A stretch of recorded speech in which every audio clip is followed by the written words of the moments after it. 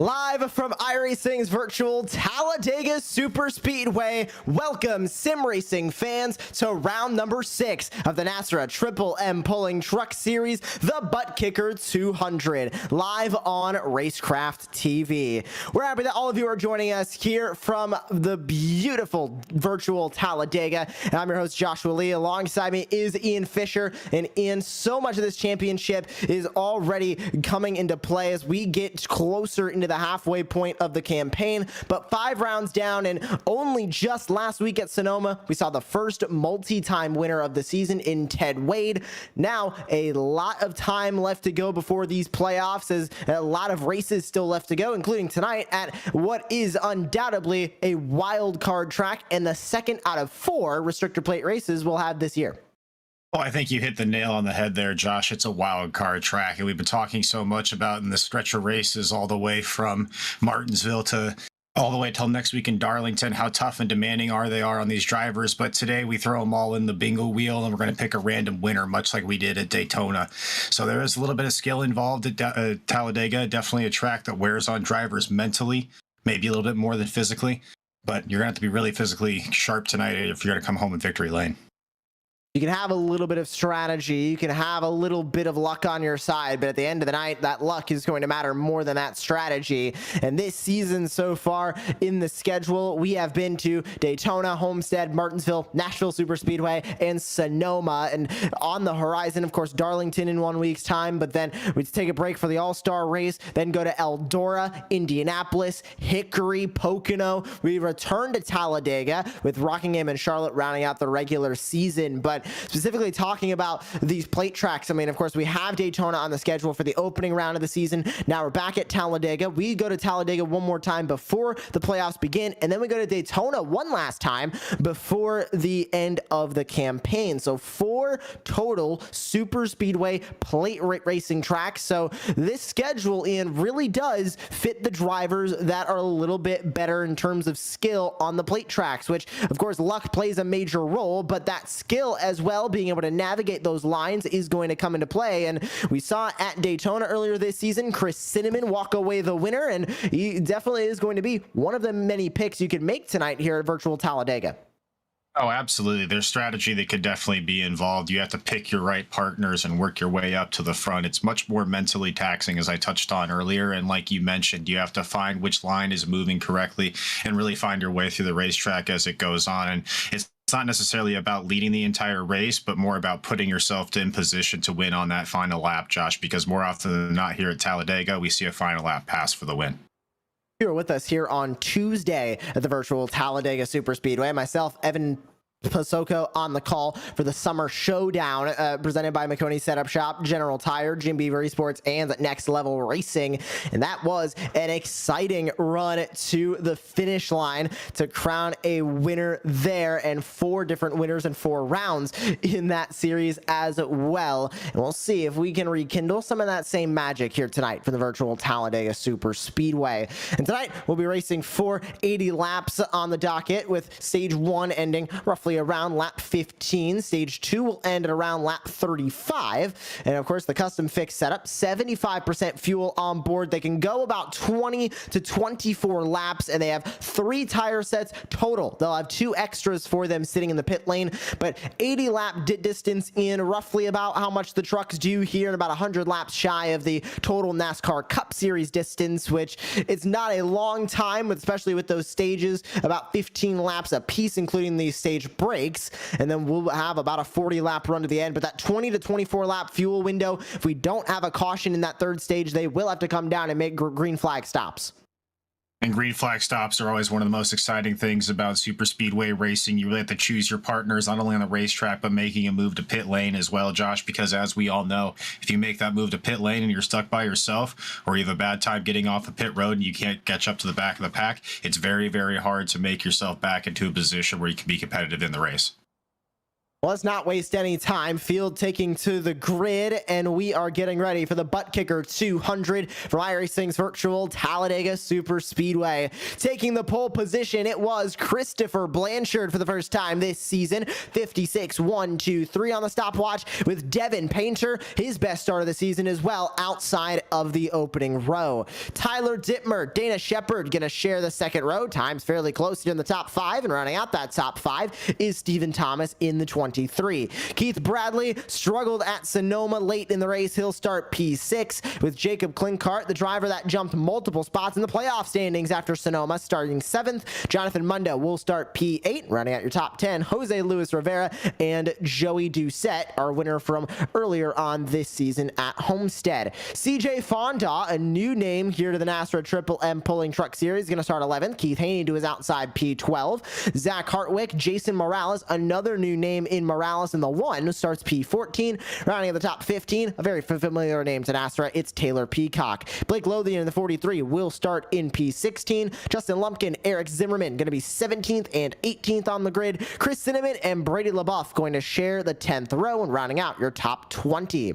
Halfway through the field now is Derek Kilgore, starts P21. Adam Newbert going to start P22, with Tim Hammond, another new name, next to Lucas Whitehead, completing his first season of action here in NASRA at P24. James Morris, yet another new name to complete the trio of new names, with Jeffrey Sickles going to round out the top 26. Michael McKinnon, Adam Cantwell going to end off row 14, and rounding out your top 30 will be Matt Rudder and Brian Abbott. As we go into the last portion of drivers on the starting grid, Torrey Thompson, Huck Wigington, 31st and 32nd. Dane Hagen and Jose Castellanos is going to round out the drivers that took time in qualifying. Ted Wade, two-time winner and winner from Sonoma, does not put in time for qualifying. Brandon Bullock doesn't either, to start P36.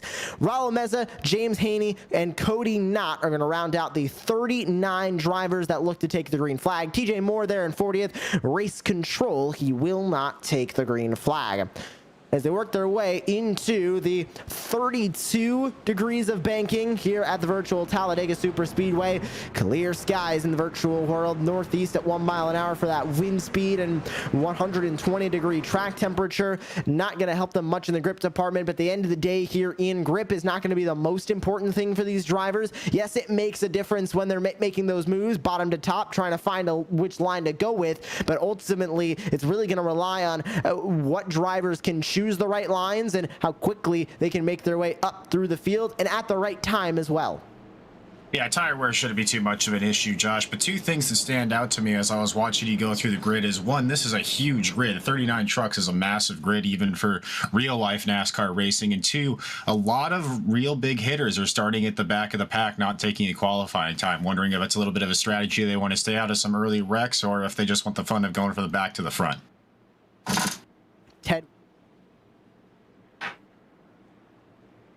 Ted Wade is one of those drivers that is starting at the back of the field. Of course, two-time winner this season.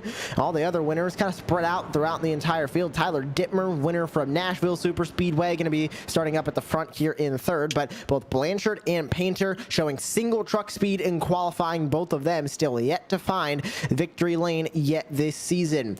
80 laps await these 39 race trucks on the 33 degrees of banking here at the virtual Talladega Super Speedway. This track, of course, 2.66 miles in length, was made as a track to one-up the Daytona International Speedway down in Florida. What is said to be built on an old Indian burial ground, which is why we see the big ones. We see these drivers racing at over 200 miles an hour in the Cup Series. And when this track was built, Bill France wanted to sell more tickets down by turn number 1. His solution to do that was to put the start-finish line after the tri-oval on the short chute to the opening corner. So as the field goes by what normally would be the start finish, they hit the Geico restart zone, and let's go racing. It's Talladega, and it's round 6.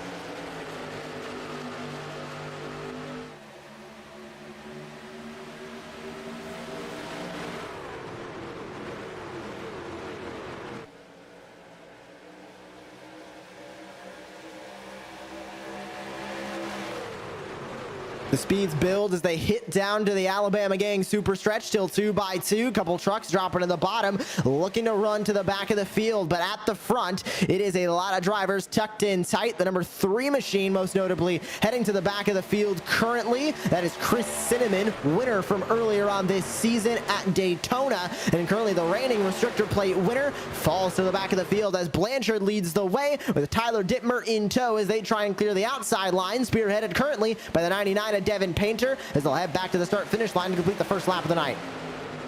Pretty organized so far. Everybody just getting up through the gears, and 2 pretty orderly lines here up at the front with Painter and Blanchard up here battling at the front of the field, Josh. So kind of expecting now through the first couple of stages, drivers just getting settled in and finding their drafting partners and who they work well with. We'll start to see moves later on in the race. Couple of stragglers at the back of the field as well, but we do see a formed up pack 2 by 2, like they're doing pace laps at about 180 miles an hour here at the virtual Talladega Super Speedway. Blanchard doing a nice job at the bottom of the racetrack to keep the lead, but Tyler Dittmer all over his back bumper, trying to push him a little bit further. If they clear that outside line, then Dittmer might be able to make a move, and we saw it a little bit with the ARCA Menard Series machines on Tuesday night, in that they could use those outside lines a little bit better. But even with a good bit of help on the outside, doesn't look like Devin Painter is getting much help from Dana Shepard behind in the number 45. That 99 kind of stalled out in between Dittmer and Blanchard, just cannot clear that 19 on the inside as they head back to turn 1. Not only that, Joshua, but Dittmer gave Painter an excellent push down the backstretch the last time around, so that really helped that bottom line form up and really get a push along the bottom. But you mentioned it as well, it's so much easier to hold that momentum on the top side, but really it's about what line could get more formed up and more orderly, more than what side of the racetrack, especially when it comes to racing on the sim. Back to turns 3 and 4, and Painter and Shepard gonna disconnect a little bit on the outside, with Blanchard still having help from Tyler Dittmer. A third line starting to develop on the outside. Looks to be a Chevy Silverado gonna try and go upstairs, and it looks like he's got Brady LaBeouf in tow.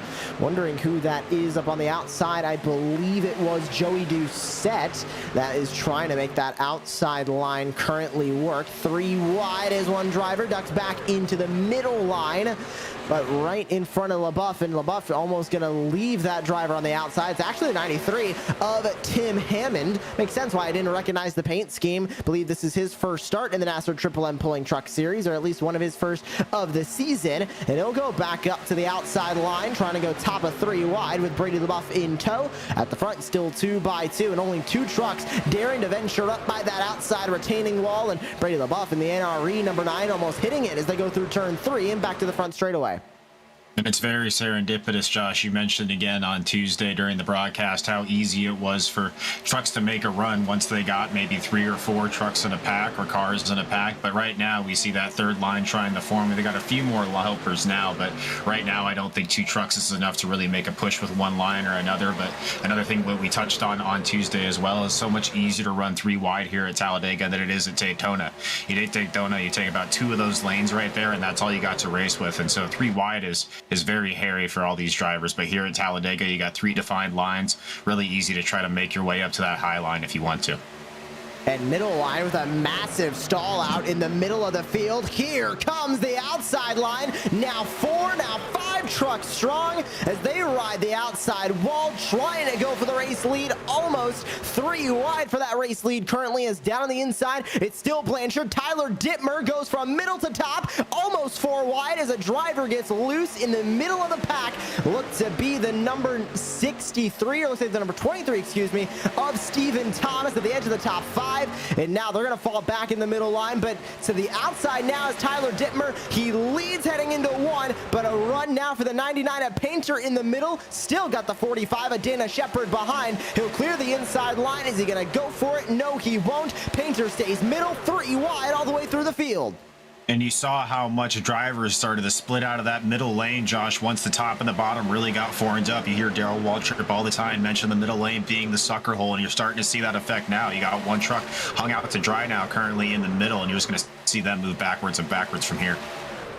one driver, I believe it was Christopher Blanchard, the 19, got out of line to go down into the apron. It looked like when he came back up, he disconnected these packs. So now we have a smaller pack up at the front as Keith Haney trying to clear himself in front of the 99 at Painter, but Painter with help from Fonda behind is going to keep that inside line going strong, and they'll go back to 2x2. And you can see now Blanchard leading that second pack. He's got the 23 of Stephen Thomas in tow. He's also got Joey Doucette there in the 16 as well, the 15 up on the outside line, and they'll all have to try and catch back up to now what is the lead pack, and they've only got a few tenths to go, and they'll reach them pretty quickly as now back to 3 wide up in the lead pack as we go on board with the leader of that second pack, Christopher Blanchard.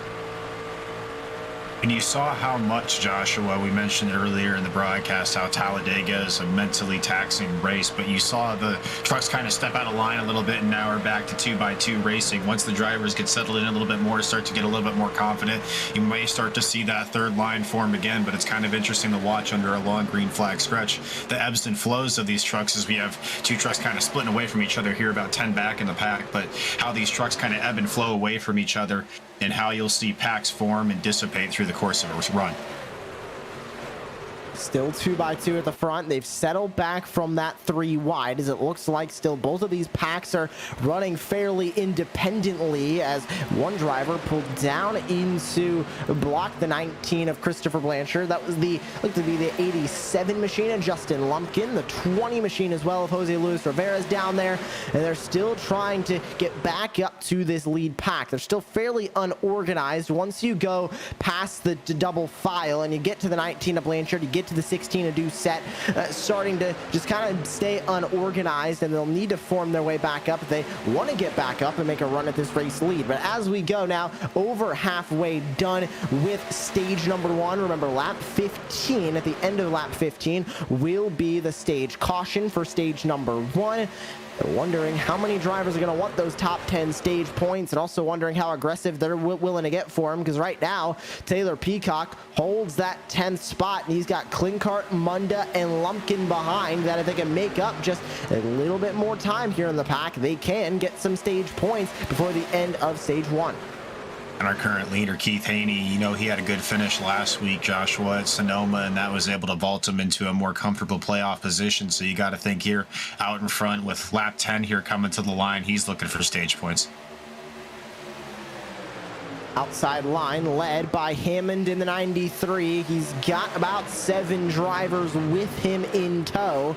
It seems like when that outside line is basically the middle line and 2 wide, if they go 3 wide all the way up by the wall, that outside line with enough help does have enough of a run. And that is when, with all the side forces of the inside and the outside line, it looks like the middle line has a little bit more of an opportunity to get itself formed up and be able to make a run at the inside line. But in this double file, it looks like a pack racing circa 2013 in the NASCAR Cup Series, where it seems to be bottom line dominant, and that outside line just trying to catch up whenever they're under the green flag, as they have a lap driver in front. Looks to be Raul Meza, started from the pit lane, that number 37, so he'll be up on the outside line. They go 3 wide for a moment, but Meza gonna have to try and fall into the pack at the tail end of one of these lines and try and now keep himself from going more than just that 1 lap down. As they head back to the Alabama Gang Super Stretch, still Keith Haney out in front, and the entire top 4 able to clear the outside line using the inside.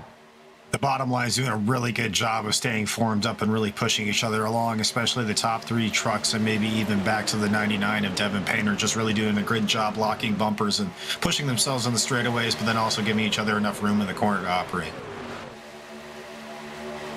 Back to the front straightaway, 4 laps to go in stage number 1 this time by, and Keith Haney commanding this race, and here comes Tim Hammonds now. He's going to pull up side by side with Haney, grab the race lead for a moment. A great shove from the 9 of LaBeouf. Is he going to leave him? He looked to the outside. He does not decide to do it.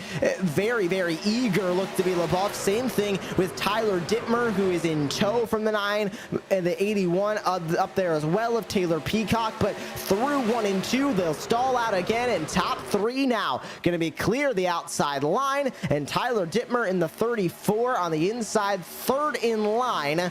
Now trying to give a shove to Shepard, give a shove to Haney as they head back to turn 3. Still Hammond leading that outside line. Going to try and get another run in that Chevy Silverado. He's got another Silverado behind him. Then it is a Ford F-150. Then another Silverado back to the first Toyota in line. 45 and Dana Shepard right now doing a great job pushing Keith Haney on that bottom side. Josh, those top 3 trucks, again, I mentioned it, really linked up right now, making it really hard for that top line to get a run established. It seems like every time that Tim Hammond there tries to get to the front, you mentioned it, they seem to stall out in the corners. So it's really important here not to just pick the line with most momentum, but also pick the line that you could form up with here and really start to push your way to the front.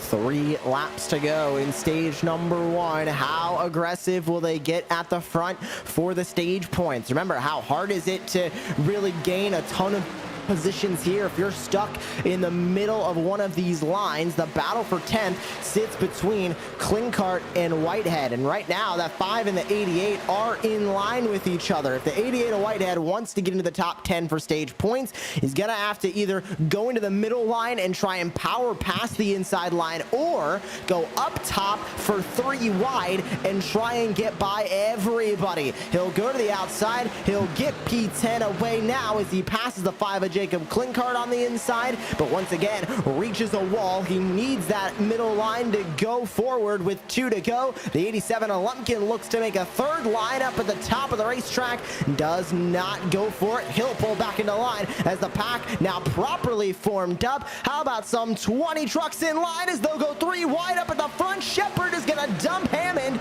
and push the number 93 to the outside line, and Shepard's gonna lead back to 3. And that's sometimes what you have to do, Josh, to take the lead, is just push yourself in a way to get just clear of the leader and then move down into their line. Shuffles Keith Haney back to 3rd here, coming to 1 lap to go on the stage. The tri-oval, one driver ducks into the pit lane, look to be the 5 of Jacob Klinkart. Out of the stage points, wanting to get the pit stop out of the way now. White flag in the air for stage number 1, and Tyler Dittmer all over the back bumper of the 45 of Dana Shepard. Back to turns 1 and 2. Outside line stalls out as Tim Hammond cannot get a run. Haney will be clear in 3rd as they go to the Alabama Gang super stretch once again. Looks like right now, Josh, the inside line has the advantage, but you got to think, is Dittmer going to try to step out in front of Haney here with any time to go, because he's looking for stage points as well. Back to turn 3, Shepard still leads. Dana Shepard looking for stage win number 1 of the season. Keith Haney leads the outside line. Devin Painter going to enter the fold as he goes to P4, but back to the front straightaway. Does Haney have enough? Does he have enough of a push from Tim Hammond behind? Side by side as the 87 of Lumpkin ducks to pit lane. Dittmer's going to make contact with Shepard, who makes contact with Haney, and Haney is up and into the air. The 78 is the only truck involved in that incident other than Dana Shepard, and Tyler Dittmer wins the stage as the stage yellow comes out. Another driver involved, that is the Ford F-150 of, I believe, the 11 of Derek Kilgore. Yes, it is. Tim Hammond gets damage as well in the 93, but that could have been a lot worse with a flipping 78 in the middle of the pack. No kidding, Josh. When the 78 flipped there, it seemed like half the field avoided him here. I'm sure we're going to get a replay here soon. But yeah, you see the field coming to the line here at the end of the stage. And of course, you want to battle for the stage points, but a little bit of a push gone wrong there. And yeah, Haney's just up and over. And somehow, miraculously, most of the field avoids him, Josh. That was pretty impressive. It got aggressive for that stage win, and I don't quite think that's exactly what Dittmer was looking to do. He just pushes Dana Shepard in the worst possible spot, and how about that slam into the 9 for Brady LaBeouf, and the 88 and the 93, the 11 involved that looked to be their own separate kind of accordion effect incident. But with that Shepard and Haney incident, you can't push in the tri-oval, especially down on that bottom lane, Ian, because that portion of the tri-oval is so bumpy. It's the very, very bottom line that is just an extra line added to make the tri-oval a little bit wider. So it's so bumpy down there, you can't really make that much of a bump draft there. And unfortunately, Dana Shepard, Tyler Dittmer, and the 78 of Keith Haney learning that very much the hard way coming to that stage end. You hit the nail on the head again there, Josh. You can't push in the tri-oval, and if you are going to push in the tri-oval, you have to be so careful, and that's so hard for you to do as a driver when you're coming to the green and checkered flag of a stage. You're possibly battling for stage points or just battling for position, and you're trying to make that push on the driver in front of you to help yourself out now as much as them. And it's so hard when you have that adrenaline rush to try to make that push right on the bumper, and you saw it there. The push was just a little bit off center and sent the truck around. Out of the pit lane under the stage break, Dittmer comes out first. Looks to be either a call of no tires or a call of 2 tires on that number 34, and it looks to be no tires, just fuel for Dittmer. Looks to be the same for most of the field. 8.4 in the box for Painter. Same thing with Dittmer. Looks like Joey Doucette fuel only. Jacob Klinkart, who pitted before the end of the stage, will end up with 2 fresh Goodyear tires. He's looking to restart what looks to be P5. Christopher Blanchard in the 19, he came in, it looked like he ducked down before the stage break caution came out, so I believe he's going to keep his position. Klinkart goes to the front, as it seems like there is a bit of a debate with race control over EOL penalties for the caution, and it looks like Dana Shepard's going to be handed an EOL. Not sure if anybody else will be handed an EOL penalty, but as they are scored right now, it's Klinkart, Dittmer, Painter, Blanchard, and Doucette, and there you see the very damaged number 45 of Dana Shepard in the pit lane. Tyler Dittmer will also get handed an EOL, and that looks to be the end of the EOL penalties. Remember, no fast repairs for any of the drivers in this field, as Dittmer will have to fall now all the way to the tail end of the longest line, which I believe is going to end up being the inside line here, as they will get 2x2, I believe, this time by, and will be ready to take the green flag once again. But an interesting opening stage there, Ian, to say the least. And when we go back to racing, we're going to have roughly about 16, 17 laps to go, creeping a little further into that 20 to 24 lap fuel window. But it still is going to be basically a sprint stage leading up to the 40 lap final stage that we're going to have to end the night.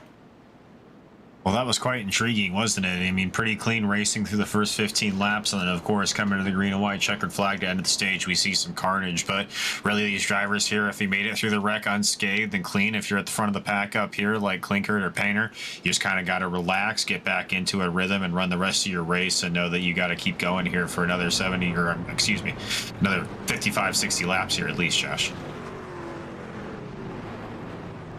Field is gonna get double filed here. It looks like Klinkart's gonna be choosing the outside line. Lights are off on the official iRacing pace truck, and they will now starting to sit side by side.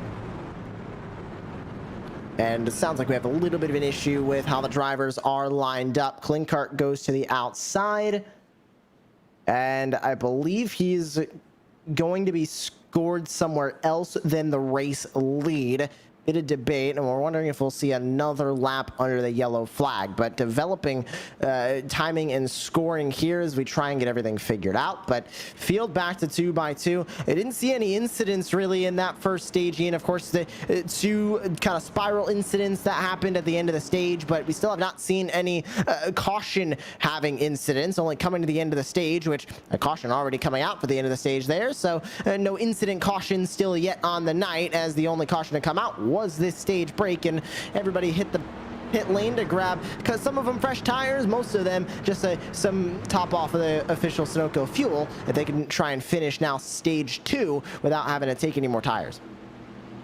Yeah, and if I was coming down pit road this time, or if I want to throw one of those crew chiefs up in the box, I would probably just take fuel this time around and not worry about tires until maybe the stage 2 stop. Like you mentioned at the top of the broadcast, tires aren't too important of an issue, but really track position is an important thing here. As we see the truck dive to pace road, we're ready to go back to green. So those drivers that took advantage of that track position, they'll be looking to make as much as they can here in stage 2.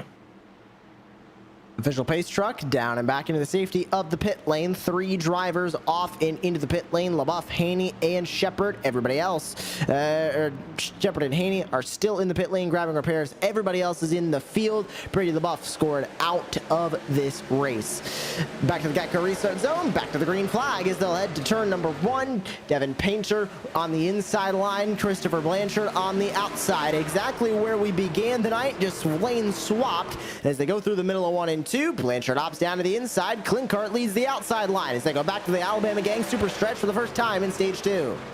Yeah, Blanchard making quick work there. Painter on the restart. Just got a really good launch off of the restart on the outside line and then just dropped down in front of him here once he saw that he was clear. And some of these drivers do have a preferred line. They want to run the inside or they want to run the outside. It really doesn't matter who's behind them. They just feel more comfortable in one place or another. So you maybe wonder if that factors into the decision making here for Blanchard. Back to the front straightaway, and Christopher Blanchard with help from Devin Painter behind. Jacob Klinkart has Justin Lumpkin in tow, which that number 87, no slouch on these super speedways, trying to shove Klinkart around the 19 and at the line. I believe that is lead given to the 5 at Jacob Klinkart. They'll go on to lap number 20. Does the 5 have enough to keep that momentum going through turns 1 and 2? 87 all over the back bumper as the outside line now 6 trucks strong, trying to power along the inside line, but one driver popping out of line there looked to be number 15 as they stay side by side for the race lead. And we've seen the 87 of Justin Lumpkin all night long here trying to make some aggressive moves all over the racetrack. You saw towards the end of the stage 2 there, Josh, he tried to step out and make a third line and got kind of bottled up and forced back into the second line, but no surprise seeing him here up at the front or in the early in stage 2. Still 2x2 through most of the pack, and a Ford F-150 falls into the middle of that inside line. That was the number 27 machine, or number 47, excuse me, of James Morris, as Blanchard and Klinkart, the 19 versus the 5, back to turn number 1. Top 2 in that outside line breakaway as the 87 of Lumpkin gives a shove to the Chevrolet Silverado in front, and now to the back straightaway yet again. Still only 6, make it 7 trucks in that outside line. Nobody else looking to join there, and a checkup on the bottom line as it looks to be an issue with the number 20 machine of Jose Luis Rivera as he checks up Stephen Thomas, Taylor Peacock, and more on that inside.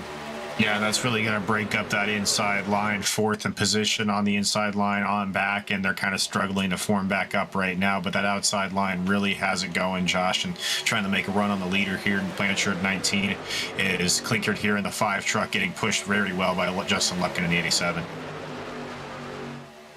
Back to turn 1, now on lap number 22, as on the outside line, Klinkart still trying to clear the inside. He's got a really good pusher and Lumpkin behind. How about joining this fight up here? Adam Newbert in that outside line. Blake Lothian, first time we've seen him back up here in the top 10 since the start of this race, and he's on that outside line as well. Another new name in Fonda in the 53, also helping that outside line's cause as they try and get to the race lead, but still on the outside line. It's Klinkart that cannot get past Christopher Blanchard. That inside line is just too strong in these trucks, and if they get enough of a help, that outside line will come into play. Just right now, there's just not enough of it, as 2 F-150s trying to push a Silverado to the race lead at the line. They'll barely have it by inches, but Klinkart can't clear the 19 to Blanchard. And this is kind of the ebb and flow that we see here too in super speedway racing, is while the outside does have more overall momentum, on the inside, the shorter way around the racetrack, you see him kind of gain an advantage there in the corners, Josh. So if you're the outside line, you really got a time when you're making your pushes and passes, because you have to kind of strike not only in the time where you get a push from your driver, but also where you're going to be out in front of the other trucks on the inside line because of momentum. So you really got to time your passes here, and that's one of the aspects of super speedway racing that maybe people don't consider, is how deliberate you have to be with your moves, especially down the stretch. On board, middle of the pack with a 16 of Joey Doucette, winner from the virtual Homestead Miami Speedway. Winner from the Daytona International Speedway was Chris Cinnamon. Remember how he started closer to the back of the field? Well, he's been trying to climb his way back up through. He currently sits P25 in a second pack that you can see off the back of the 16 of Joey Doucette as they try and get organized to catch up to the lead pack. But seems like most of the drivers back here, Ian, are back here with a reason in mind, and that is to avoid the big one or any possible incidents that happen in that lead pack. But with those aggressive moves up to the outside with the 29 and the 2, I'm not sure if this is a safe place to be either. Well, even if you try to stay back and be patient and be passive, especially in these early stages here to super speedway race, Josh, they're still race car drivers, and they have these race trucks here and they want to race each other with them. So you still sometimes see some moves and some jockeying for positions, even if you're sticking way back in the pack and trying to avoid those wrecks. So it's kind of almost an oxymoron that staying back almost makes you safer, but really sometimes it doesn't. You might be back there with a driver that may not be as skilled as you, and they do something that you're not inspecting, and it causes an incident, much like being up at the front and just racing hard. And as we look back up towards the front of the pack, we see two trucks here now trying to form an outside line, but really losing momentum on the top side with lap traffic on the bottom. Still side by side through the field. However, Jacob Klinkart falls back in that outside line. He scored P6, currently third in that outside line, as leading it now is Justin Lumpkin. Adam Newbert behind in the 4, side by side at the front of the field. Christopher Blanchard on the inside line. That 19 has been strong to lead and set the pace of this pack, but Lumpkin doesn't want it to stay there long. Another lap led by that outside line, but also another lap where they can't clear the inside. Still more trucks formed up on the inside line, but the outside line starting to get stronger as it now is about 9 trucks that are trying to make that outside line move. And Devin Painter, you saw him peeking out to the outside. He wants to go somewhere that is not involving the 19 of Blanchard. A big push from Adam Newbert will shove Justin Lumpkin out and into the race lead. Newbert comes down barely in front of the 19 as the 2 F-150s at the front clear the inside line. And you saw such a huge run they got down there, Josh, on the backstretch, and it was able to have Newbert and Lumpkin there clear the 19 of Blanchard and able to take the lead. But it's so important to try to time those runs as well as you can, because you mentioned how side by side it is even when one line's trying to get an advantage on another. And that's just a fact of the super speedway racing, is no matter how formed up you are, no matter how well you're doing, as we see one truck getting loose there, they're kind of a bad push in the corner. You don't want to be doing that. But no matter how formed or tied up you get, you're still not going to be able to break away from these trucks very much, Josh. That was Klinkart that ended up getting loose on that outside, and it was a little bit of a bad shove from the 20 as Blanchard now loses the lead and decides to fall out of the pack. So he will go all the way down, and ooh, that's tight there with the 3 wide. And Blanchard falls now all the way down to P21 currently on the track.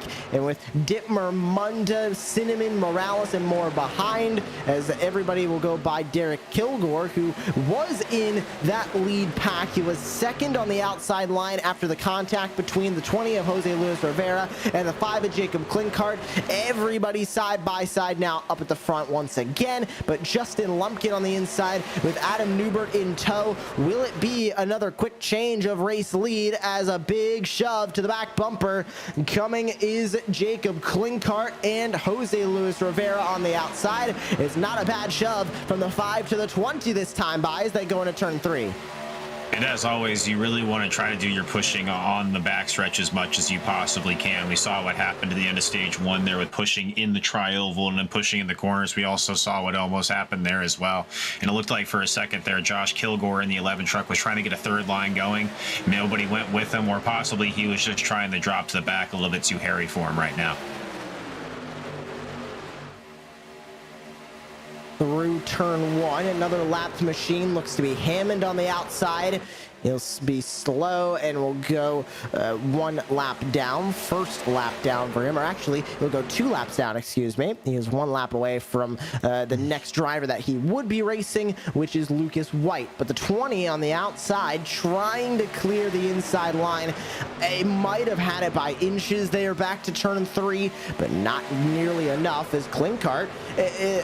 This is another race for Klinkart, in where that 5 machine is just always at the front, but just cannot get it done. I mean, we saw this at Sonoma, possibly his best performance that I've ever seen in this series, and he has another one of these Sonoma races where he's up at the front of the field and just will not leave that top 5. Can he get it done, really, is the big question, but we've seen multitude of different Talladega races, both real and virtual, that all the drivers at the front right now, well, not the same drivers that are up at the front when we're coming to the white flag.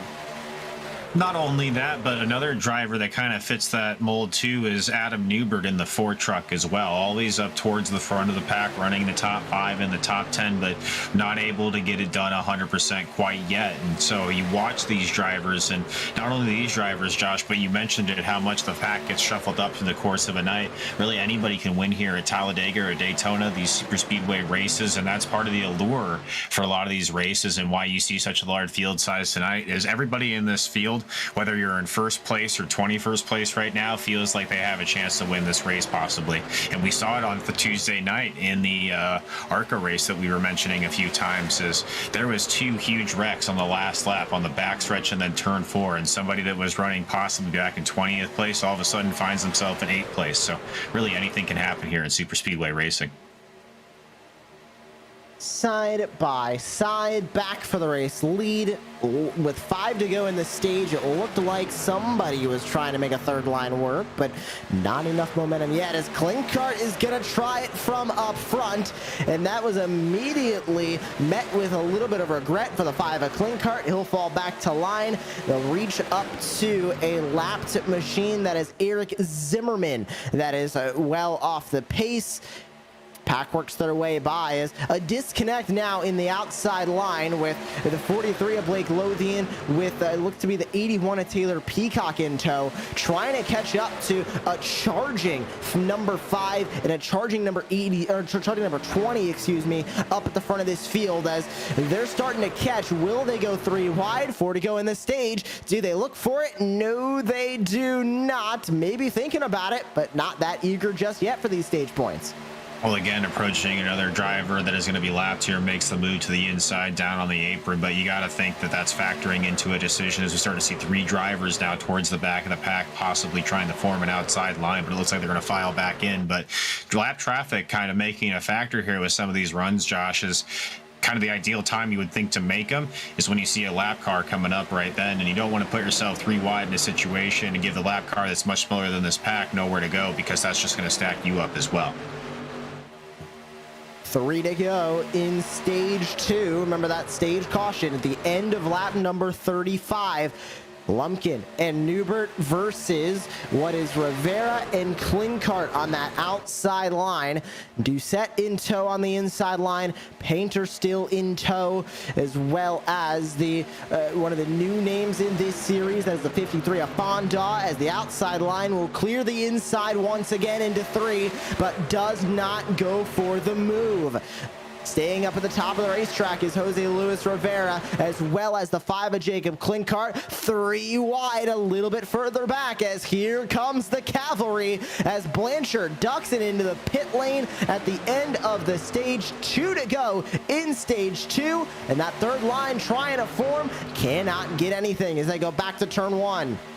And possibly seeing some drivers change the track position play here, Josh, knowing the caution's going to come out at lap 35, diving the pit road now and trying to short pit the rest of the field possibly. But up here at the front of the pack, we see some intense racing. We saw it towards the back last time by a third line trying to get formed, but these drivers still content right now running 2 by 2. Down the Alabama gang super stretch, white flag in the stage, this time by still that third line, only about 2 to 3 trucks strong right now, make it about still 2. I thought one more was hopping up, but they stay in the middle line, make it 4 trucks, make it 5 trucks. Do they have enough momentum? And quite frankly, do they have enough time to try and make their way up to the top 10? Edge of the top 10 sits Michael McKinnon, make it Stephen Thomas, as everybody trying to jump up to a third line, back to turn number 1, but it's still 2 lines strong at the front. And we mentioned how deliberate you have to be with your moves here at Talladega, Josh. I think that third line up there that we're seeing form towards the back of that pack chose a little bit too late, and you see him again get kind of absorbed by that second line with nowhere to go right now. They're very hemmed up. They waited a little bit too long. Is it still 2 by 2 at the front? But Jose Luis Rivera is clear of Lumpkin. Does he go for the block? No, he does not. Now he does in 3. He'll leave Clinkart out to dry. Lothian top of 3 wide as Taylor Peacock goes to the middle. Still 3 by 3 further back, but at the front, single file for the top 2. Is Lumpkin going for it? Yes, he is. He'll go to the outside. Newbert tries to go with him. The 4 all kinds of sideways. Heading into the tri-oval. Who's going to get the stage win? 2 by 2, 3 wide further back, and the stage win goes to Justin Lumpkin. What a stage finish for stage 2. That was incredible, Josh. We almost saw that get very hairy again. We saw, well, I think it was Neubert there step out of line, or Newbert there step out of line there right at the end of the stage and really cut off Clinkart there in the 5. Almost had another repeat of last stage where we had a few trucks getting into each other there, but able to get across the line clean. But what a finish, as you mentioned. They were fighting all sorts of crazy further back in that pack, fighting for as many positions as they could have gotten. And Stephen Thomas ends up with the 10th position, the last points paying spot in the stage. James Morris, CJ Fonda, Devin Painter, Taylor Peacock, and then the top 5, Doucette, Clinkart, Newbert, Rivera, and Lumpkin, grabbing those stage points. And an unbelievable finish to that stage. Everybody aggressive at the front. How is stage 3 and the race going to end, as we will go over halfway done with this race at the end of this stage? Still waiting on the stage pit stops to come in, expecting more drivers to grab 4 fresh Goodyears, expecting more drivers to fill up on fuel. 20 to 24 laps on that fuel window. They will need to make at least 1 more pit stop, and that'll come during